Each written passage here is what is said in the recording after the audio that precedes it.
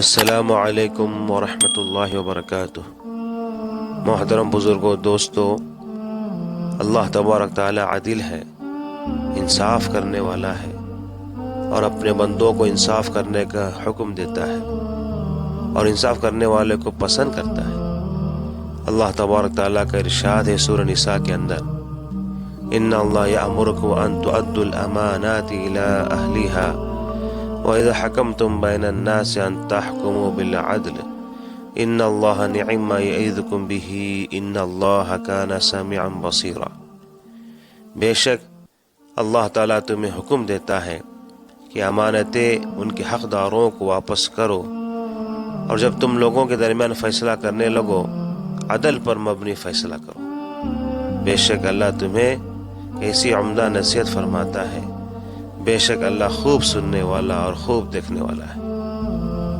محترم بزرگوں، اسلام کا سارا نظام عدل پر قائم ہے، انصاف پر قائم ہے۔ اسلام میں سب برابر ہے، کسی کو کسی پر فوقیت نہیں ہے، چاہے وہ بادشاہ ہو یا غلام، امیر ہو یا غریب، کالا ہو یا گورا، اسلام میں سب برابر ہے۔ نبی کریم صلی اللہ علیہ وسلم نے فرمایا، لوگو، بے شک تمہارا رب ایک ہے، تمہارا باپ ایک ہے، عربی کو عجمی پر، عجمی کو عربی پر، گورے کو کالے پر اور کالے کو گورے پر کوئی فضیلت نہیں ہے، سب برابر ہیں، مگر جس کے اندر تقوی ہو وہ خدا کی نظروں میں عزت والا ہے۔ ترغیب۔ آپ علیہ الصلوۃ والسلام عدل و انصاف کے تعلق سے ایسی مثال پیش کی جس کی نظیر دنیا پیش کرنے سے قاصر ہے، عقل حیران ہے ایسی مثال پیش کرنے سے۔ بخاری شریف کے اندر ایک واقعہ ہے، ایک بڑے خاندان کی عورت فاطمہ بنت اسود نے چوری کر لی، اور اسلام میں ایسے مجرم کی سزا ہاتھ کاٹنا ہے۔ بڑے خاندان کے ہونے کی وجہ سے لوگوں کو فکر لاحق ہوئی کہ اگر اس کا ہاتھ کاٹ دیا جائے اس کے ساتھ پورے خاندان کی بے عزتی ہوگی، اس لیے لوگوں نے اس معاملے میں رسول اللہ صلی اللہ علیہ وسلم سے سفارش کی سوچی، مشورہ کیا کہ کون گفتگو کرے گا، تو انہوں نے کہا جو اس بات پر جرأت کر سکتا ہے، بات کر سکتا ہے، اور رسول اللہ صلی اللہ علیہ وسلم کے پیارے اسامہ کے سوا کوئی نہیں ہو سکتا۔ یہ لوگ اسامہ رضی اللہ عنہ کے پاس گئے اور اس عورت کے تعلق سے نبی کریم صلی اللہ علیہ وسلم سے سفارش کی درخواست کی۔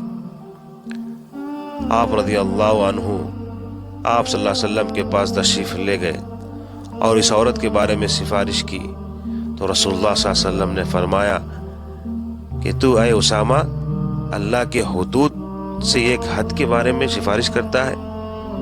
پھر آپ صلی اللہ علیہ وسلم کھڑے ہو کر اسامہ اور پوری امت کو ایک ایسی تعلیم دی جس کی مثال قیامت تک کوئی پیش نہیں کر سکتا۔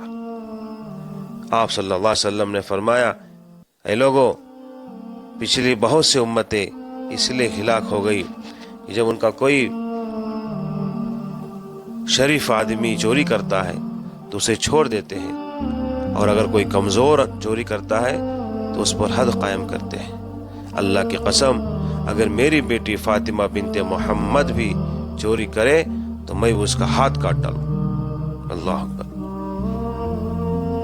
اسی طرح تاریخ گواہ ہے، نبی کریم صلی اللہ علیہ وسلم کے نقش قدم پر چلتے ہوئے خلفاء راشدین اپنے عہد میں لوگوں کے ساتھ ویسا ہی عدل کیا جس کی تعلیم اللہ اس کے رسول صلی اللہ علیہ وسلم نے دی ہے۔ حضرت عبد الرحمن اوسط حضرت عمر رضی اللہ عنہ کی اولاد میں سے تھے۔ وہ جہاد کے لیے مصر تشریف لے گئے۔ ایک رات انہوں نے نبیذ پی لی، اتفاقاً اس میں نشہ پیدا ہو گیا تھا۔ نشہ پیدا ہو جانے کا ان کو احساس پینے سے پہلے نہ ہوا۔ جب پینے کے بعد نشہ ہو گیا تو خوف خدا اور آخرت کے ڈر کی وجہ سے مصر کے گورنر حضرت عمر بن عاص رضی اللہ عنہ کے پاس جا کر خود درخواست کی، نشہ پیدا ہو گیا، میرے اوپر نشاور نبیذ پینے کی حد جاری کر دیجیے۔ تو انہوں نے معذورت کر دی۔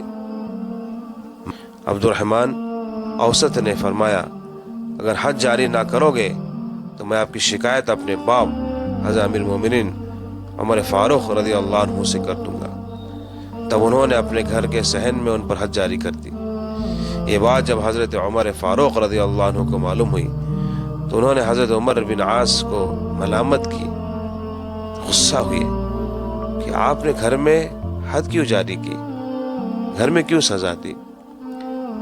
یہ حد، یہ سزا تو جہاں عام مسلمانوں کو دی جاتی ہے اسی جگہ اور میدان میں میرے بیٹے عبد الرحمن کو بھی جاری کرنا چاہیے تھا۔ آپ نے غلط کیا ہے۔ فوراً آپ نے اپنے بیٹے کو مدینہ بلوایا اور لوگوں کے سامنے پھر کوڑے لگوائے۔ اللہ اکبر۔ میرے بھائیوں،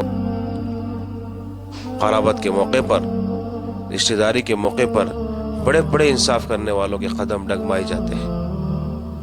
قرابت کے خاطر، رشتہ داروں کے خاطر انصاف کے دامن کو لوگ چھوڑ دیتے ہیں، لیکن یہ اللہ سے ڈرنے والوں نے ایسے مثالیں پیش کرتی ہے کہ عقل حیران ہے، عقل حیران ہے۔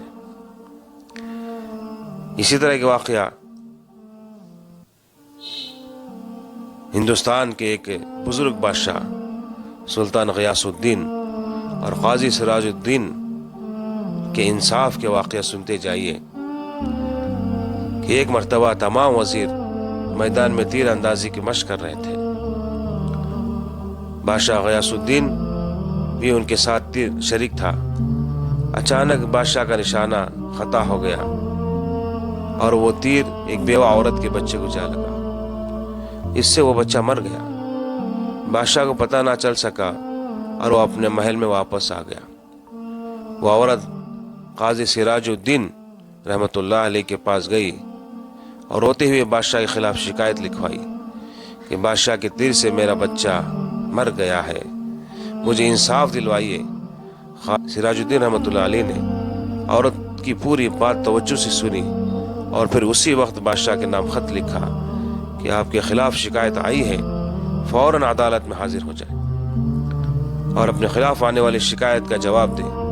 پھر یہ حکم نامہ اپنے خادم کو دے کر ہدایت دی کہ یہ خط فوراً بادشاہ کے پاس لے جاؤ۔ اپنے خادم کو حکم دے کر قاضی سراج الدین رحمۃ اللہ علیہ نے ایک کوڑا نکالا اور اپنی گدی کے نیچے چھپا دیا۔ خادم جب بادشاہ کے محل میں پہنچا تو دیکھا کہ بادشاہ کو درباریوں نے گھیر رکھا ہے اور قاضی کا حکم نامہ بادشاہ تک پہنچانا مشکل ہے۔ یہ دیکھ کر خادم نے اونچی آواز میں اذان دینا شروع کر دی۔ بے وقت اذان سن کر بادشاہ نے حکم دیا، اذان دینے والوں کو میرے سامنے پیش کر دو۔ اس کو بادشاہ کے سامنے پیش کیا گیا۔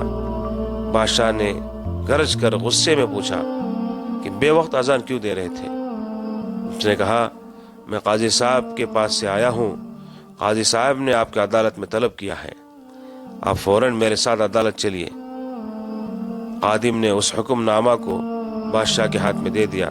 بادشاہ نے اس کو پڑھا اور فوراً اٹھا ایک چھوٹی سی تلوار اپنی آستین میں چھپا لی، پھر خادم کے ساتھ عدالت میں پہنچا۔